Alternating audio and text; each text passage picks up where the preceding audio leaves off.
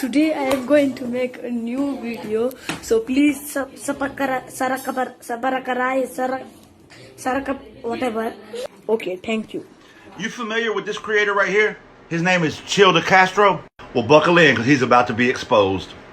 Let me give you a brief explanation in case you don't know who he is. He is a creator that showed up on TikTok earlier this year. He had made a very elaborate timeline showing the progression of Supreme Court cases throughout history and basically showed the jurisprudence of systemic racism throughout Supreme Court rulings and then tied those rulings into the way that police abuse their power. He caught my attention a few months ago because I thought that was a very good idea. So I reached out to him and we spoke. And then about a month after we spoke, I saw him on a live feed of somebody else. In the comments of that live feed, somebody called him a white savior, to which he blew up, just flew off the handle.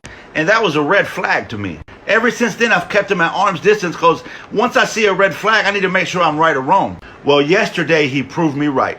I'm sure you're familiar with the rapper Talib Kweli. Well, yesterday, Chile decided to jump on Talib's page and be real racist. Talib told Chile to stay out of black folks' business and stop being racist. At first he replied, okay, I reached out to you, my friend, peace and love.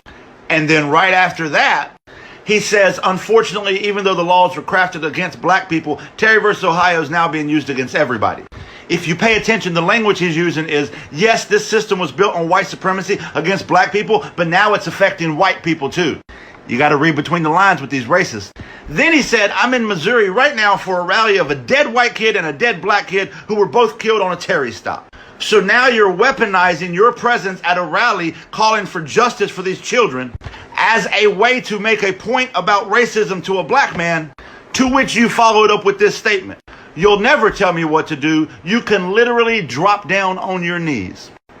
And before I dive in that, let's talk about this other one. Another commenter asked you, why are you explaining policing to a black man?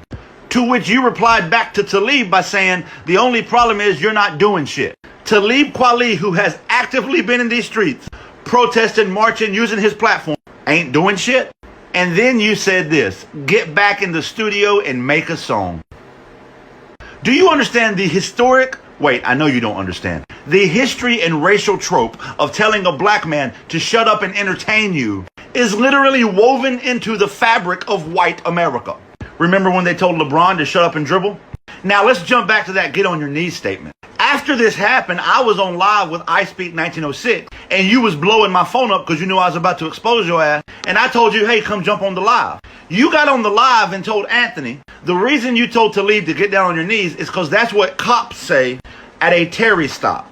To which Anthony very eloquently articulated, so you chose to use the language of the system, of the police, against the black man. Tisk, tisk.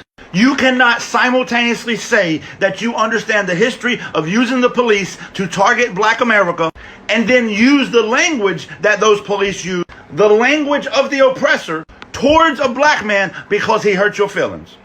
And then you went into panic mode. You started messaging people that you saw on Talib's post to try to get them on your side for some weird reason. In one of those messages, you told this guy, I extend an olive branch because all I do is fight for the rights of the minority people. The minority people. The minority people. With all that knowledge you have of Supreme Court cases, your knowledge of microaggression, language of the oppressed, and active racism against the black community that exists in America is zero. And every time you get a little bit upset, your true colors show. This is exactly why nobody can trust white people in this movement. I don't want to hear about how you're Cuban and this and that. You're white.